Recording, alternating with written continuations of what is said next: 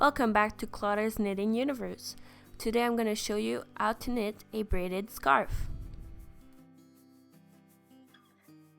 For this project you'll need super bulky yarn, 11 US needles, double pointed needle, and a tapestry needle, and scissors.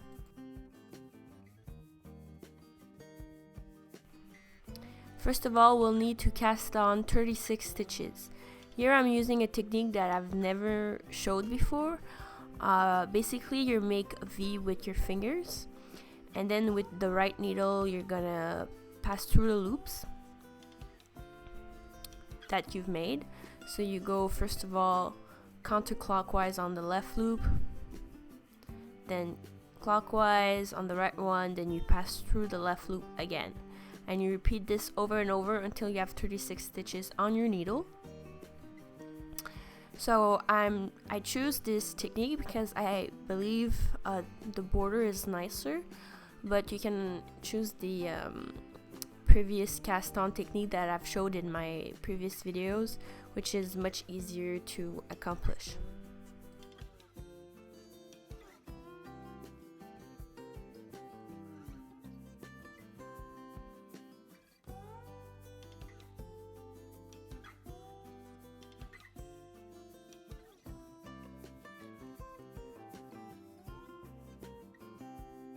Now the real fun part begins.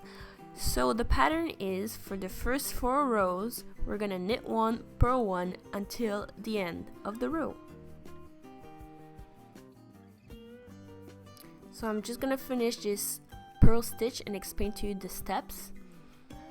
So first we bring the yarn to the back, pass the right needle through the loop, and you have to pass the right needle in the back, go counterclockwise with the yarn, pull. Use a knit stitch, put the yarn to the front for our purl stitch. The right needle has to be in front. We again counterclockwise, pull the needle. This is a purl stitch, and then we repeat over and over until the end of the row. Row 2, 3, and 4 is the same pattern: knit 1, purl 1, and repeat.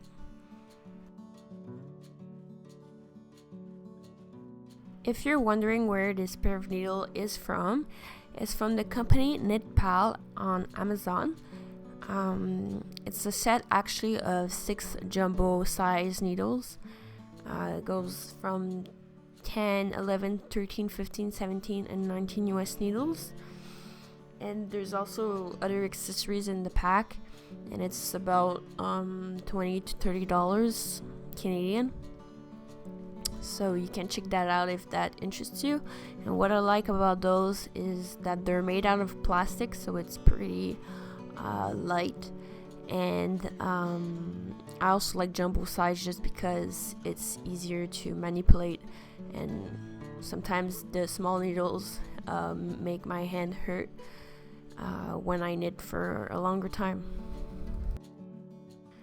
If you're interested in the jumbo set needles, I'm gonna leave actually the link in the description bar. It's the KnitPal needles.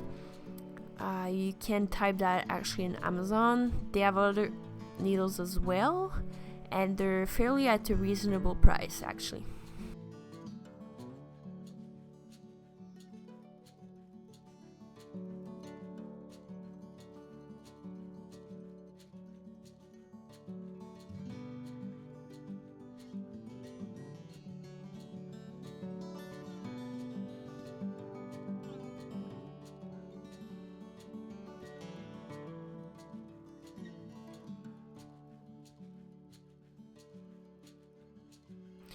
Now for the most interesting part, yet very challenging for beginners, is this row number 5. So first of all, we'll need our double pointed needle and slip 6 stitches on this needle, and we're gonna bring it to the front.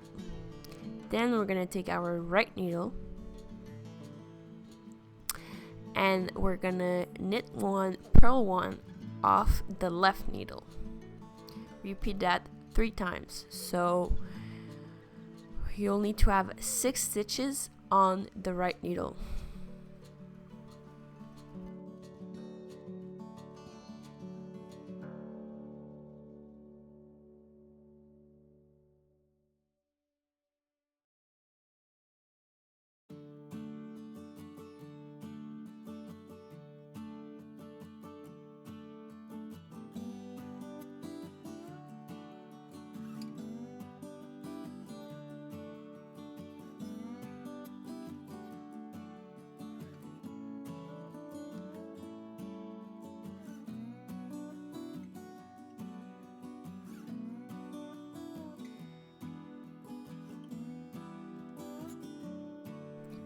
Now we're gonna take our double pointed needle and we're gonna knit 1, purl 1, repeat 3 times as we did with the left needle earlier. So we have a total of 12 stitches on our right needle.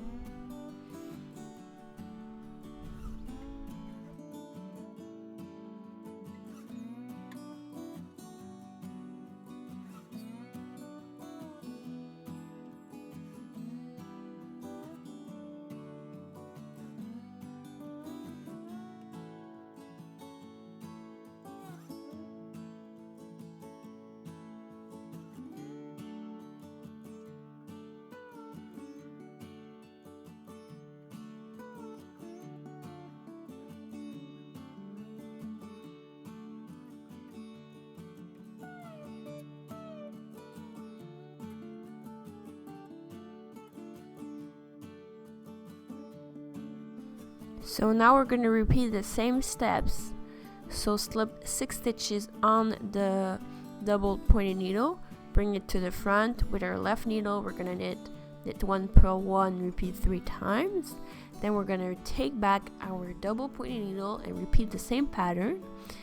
And basically you repeat these steps 2 other times. So this time and 1 more time with the 12 remaining stitches on the left needle.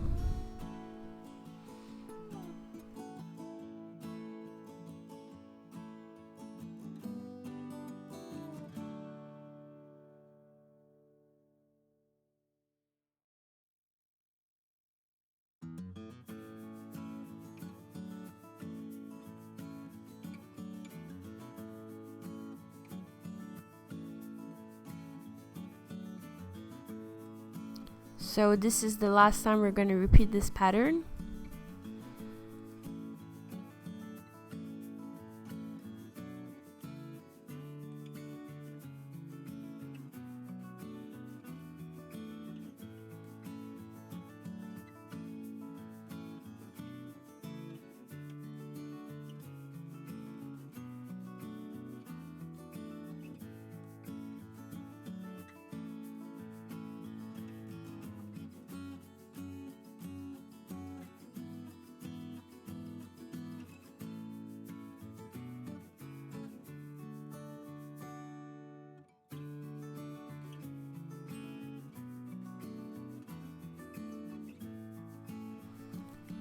Et voila, we finish the most challenging row.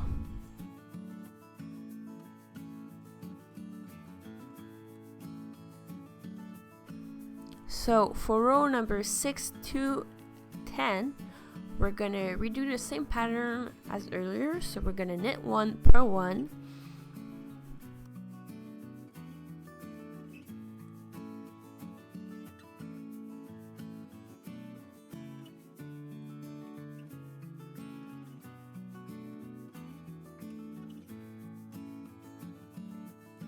Okay, I lied. At row number 11, it's as challenging as row number 5, but it's a little different. So first of all, we're just gonna start by knitting 1, purling 1, and repeating that 3 times without using our double pointed needle yet. Once we have 6 stitches on the right needle, we're gonna take our double pointed needle, slip 6 stitches on this needle, and bring it to the back.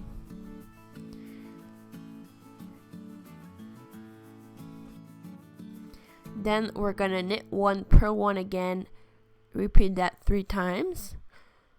So in the end we're gonna have 12 stitches on the right needle.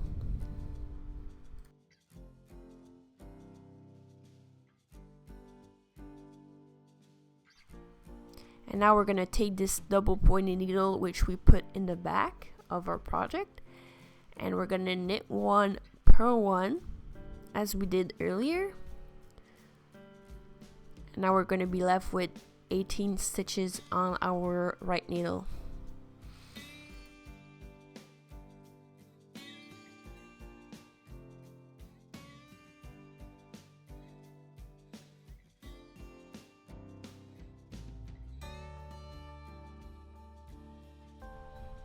Then we're gonna repeat slipping 6 stitches on our double pointed needle, and we're again gonna bring it to the back of our project. And then we're gonna knit 1, purl 1, repeat 3 times off our left needle. So after this, we're supposed to be left with 6 stitches on the left needle. And then we need to take back our double pointed needle and repeat the pattern, knit 1, purl 1 until there's no stitches left on this double pointed needle.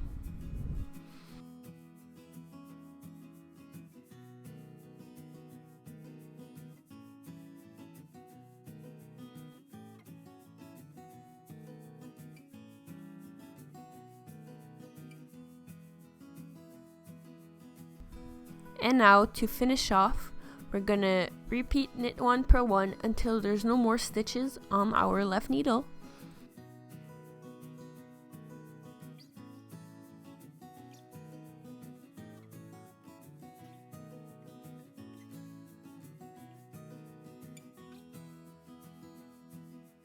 So this is how your project looks after knitting 11 rows in the pattern. For row number 12, which is the last row of the pattern, is knit 1, purl 1 and repeat that until the end of the row. And now basically what you'll need to do is repeat the steps row 1 to row number 12 over and over until your scarf is at a length that you like.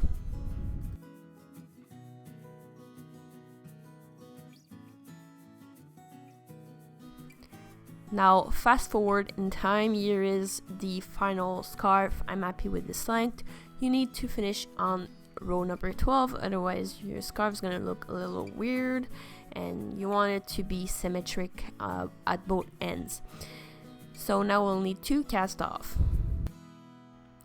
Now casting off or bind off, whichever you prefer, is not that difficult. So what you need to do is knit the first 2 stitches, and with the stitch that is the furthest on the right needle, you need to pull it over the second stitch. So you're left with only 1 stitch on your right needle, and you're going to repeat that over and over until you only have 1 stitch left. Here I actually did the knit 1, purl 1 pattern, but you can just do knit stitches if it's easier for you, since we're gonna do a fringe and it's not really gonna show the end of our, well, the casting off is not gonna show at the end of the project. So now that we're left with only 1 stitch, we'll need to pull on it and pass the yarn through it. So we're gonna basically do a knot. And here's the final look. And now we're gonna make a fringe. So take your yarn and you're gonna make turns around any notebook that's large enough. And yeah, you turn around as many times as you can. So basically when you're gonna cut it, you're gonna be left with strands of approximately the same length.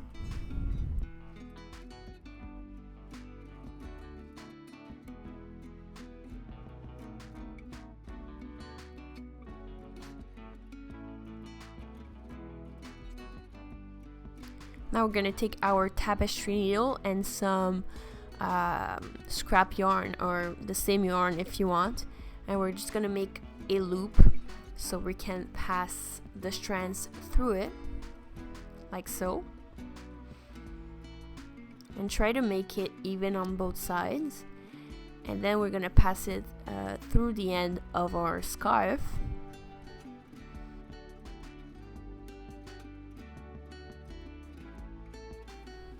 And then you can either untie the red yarn or cut it. I'm just untying it because I want to reuse the piece. And then we're gonna pull it again a little further, and with the loose strands we're gonna pull it through the loop, and I'm gonna pull on them, and here is our first piece of our fringe. And don't worry if the pieces are not equal, because later we're gonna actually cut it so everything looks neat and symmetric. For this one, I actually passed the loose yarn at the end of my project through the fringe, so I don't even need to weave it in, and I just cut it so it's even with the other pieces.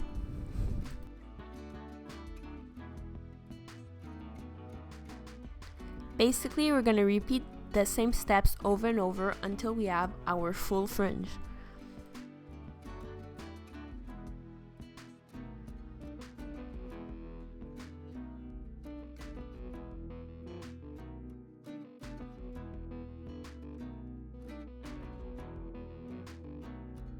So here's our full fringe, and now, as I said before, we're gonna cut it so it's gonna look all even and symmetric on both sides of our scarf.